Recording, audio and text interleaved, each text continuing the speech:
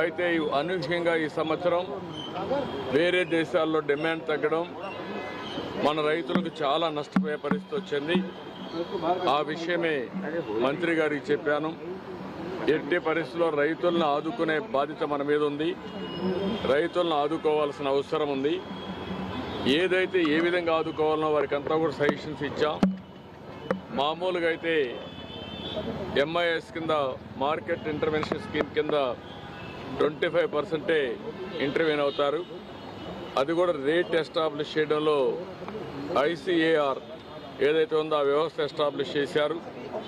వాళ్ళు కూడా practical rate కాకుండా ఆంధ్రప్రదేశ్లో ఉండే కాస్ట్ ఆఫ్ కల్టివేషన్ తీసుకోకుండా వాళ్ళు ఒక రేట్ ఇచ్చే పరిస్థితికి వచ్చారు. అవన్నీ సరిచేయాలని చెప్పాను. రేపు ఒక మీటింగ్ పెట్టుకొని మళ్ళీ మాకు ఒక ఇన్ఫర్మేషన్ ఇస్తూ ఉంటున్నారు.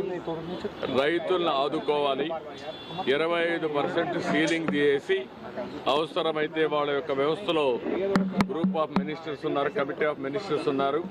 వాళ్ళు కూర్చొని నిర్ణయం చేసి రైతులకు మేలు చేయాల్సిన అవసరం ఉంది. రెండోది ఏదైతే 50% అంటే వాళ్ళు 50% ఇస్తే రాష్ట్రం 50% ఇవ్వాలనేది కూడా ఉంది. దాన్ని కూడా ఏం చేయాలని కూడా ఆలోచించమన్నాను. ఏదేమైనా రాష్ట్రంలో ఉండే రైతులకు న్యాయం చేయాల్సిన బాధ్యత ఉంది. అందులో కూడా ఇప్పటికే కొంత మార్కెట్కి వచ్చింది, కొంతమంది నష్టపోయారు, ఇంకా కొంత మార్కెట్లోకి వస్తూ ఉంది. దీనిపైన ఎక్స్పోర్ట్స్ ఎందుకు తగ్గాయి, ఎక్స్పోర్ట్స్ని ఏ విధంగా స్టెబిలైజ్ చేయగలుగుతాం.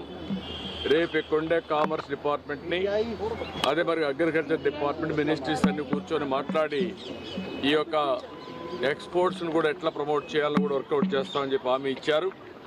అల్టిమేట్గా ఒక హోలిస్టిక్ అప్రోచ్ 25% నుంచి ఇంకా పెంచడం, ఇంకో పక్కన ఏదైతే రేట్ ఉందో కల్టివేషన్ కాస్ట్ ఆఫ్ కల్టివేషన్ ఉందో దాన్ని రియలిస్టిక్గా తీసుకొని చేయడం. మూడోది ఎక్స్పోర్ట్స్ను కూడా ప్రమోట్ చేయడం.